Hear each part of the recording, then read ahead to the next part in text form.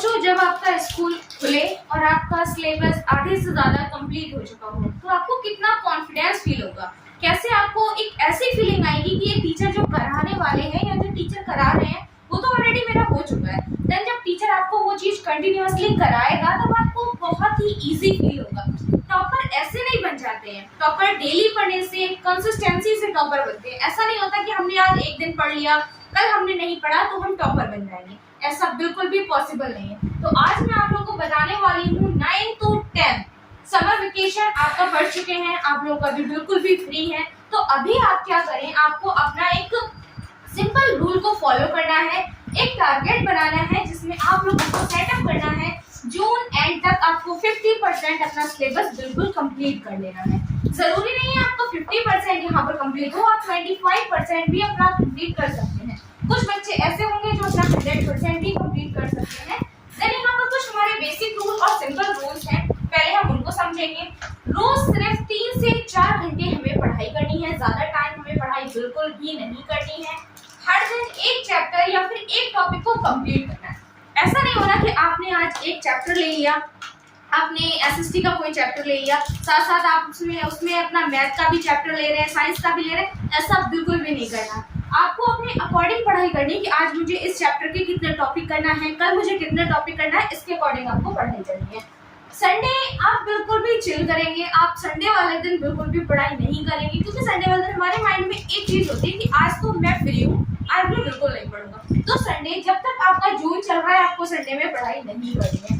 Mobile other games इसको आपको करना है, फॉलो अप करना है, बट याद रखना कि जब भी हमारा स्टडी टाइम होगा हमें मोबाइल का यूज बिल्कुल भी नहीं करना है। बिकॉज मोबाइल फोन जो होता है वो हमारा डिस्ट्रैक्शन का मेन पॉइंट होता है, उसी से हम डिस्ट्रैक्ट होते हैं, उसी से हम आगे आगे अपनी जो छोटी छोटी कमियां हैं वो करना शुरू कर देते हैं। तो टाइम टेबल मैंने यहाँ पर बताया है जो कि अगर आप लोगों ने इसको फॉलो कर लिया तो शायद आपका जून में सिलेबस काफी हद तक कंप्लीट हो जाएगा और आपके अंदर एक ऐसी मतलब बोरिंग वाला जो टाइम टेबल होता है वो बिल्कुल भी फीलिंग नहीं आएगी। बहुत ही रफ टाइम टेबल यहाँ पे मैंने आप लोगों को ये बताया है जिसमें आप अपनी पूरे तरीके से नींद भी ले सकते हैं और अपना टाइम टेबल भी फॉलो कर सकते हैं।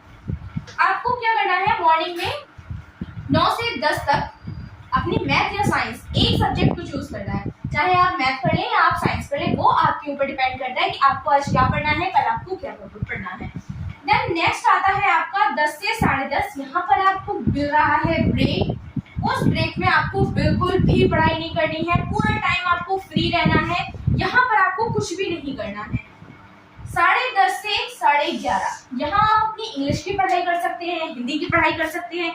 इंग्लिश में आप अपना एक रोड मैप बना लें जिसमें आप अपने चैप्टर्स नेम लिखें। जैसे कि आपने कोई रोड मैप बनाया उसमें आपके 6 चैप्टर है, तो आपने अगर फर्स्ट चैप्टर कंप्लीट कर लिया तो वहां पर आपने राइट लगा दिया, सेकंड कंप्लीट कर लिया तो राइट लगा दिया। आपने चैप्टर्स के नेम लिखना है, देन उसको आपको एक अपना फ्लो चार्ट टाइप का बना के रखना है जिससे कि आपको पता चलता रहे कि आपने इंग्लिश के कितने चैप्टर कंप्लीट कर लिए, हिंदी के कितने चैप्टर आपने कंप्लीट कर लिए। बिकॉज ये दो सब्जेक्ट जो है वो नॉर्मल है, बच्चा अगर वीक होता है तब उसको ज्यादा फोकस करना पड़ता है, अदरवाइज इतना नहीं है कि आप बहुत सारे घंटे आप इन दो सब्जेक्ट को अपने दें। कोशिश करें मैथ और साइंस पर ज्यादा फोकस करें या फिर एसएसटी पर भी ज्यादा फोकस करें। देन आता है हमारा 11:30 से 12 का टाइम जो होता है उसमें आपको रिवीजन करना है। जो भी आपने मॉर्निंग से पढ़ा उसको आपको बस 1 टाइम रिवीजन करना है, देन उसको आपको अपना नोट्स कर लेना है। मेन पॉइंट होता है अगर आप अपने नोट्स बनाते हैं तो आपके जो मेमोरी में आपने जो पढ़ा रहता है ना वो एकदम परमानेंट हो जाता है। अगर आप उसको नोट्स नहीं बनाते हैं तो वो चीज आपके माइंड में परमानेंट कभी नहीं हो पाती है। अब आपको 12 बजे के बाद बिल्कुल फ्री टाइम मिल रहा है, आपको बिल्कुल नहीं पढ़ना है, तो यहाँ पर आपका टाइम कितना था पढ़ने का, 9 से 12।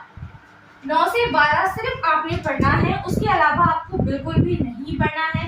इवनिंग ऑप्शनल है, आप चाहे तो पढ़ सकते हैं, नहीं चाहे तो नहीं पढ़ सकते हैं। यहाँ पर 6 से 7 आप ज्यादा टाइम नहीं दें या फिर आप 7 से 8 दे दें, 9 से 10 दे दें या फिर 8 से 10 दे दें।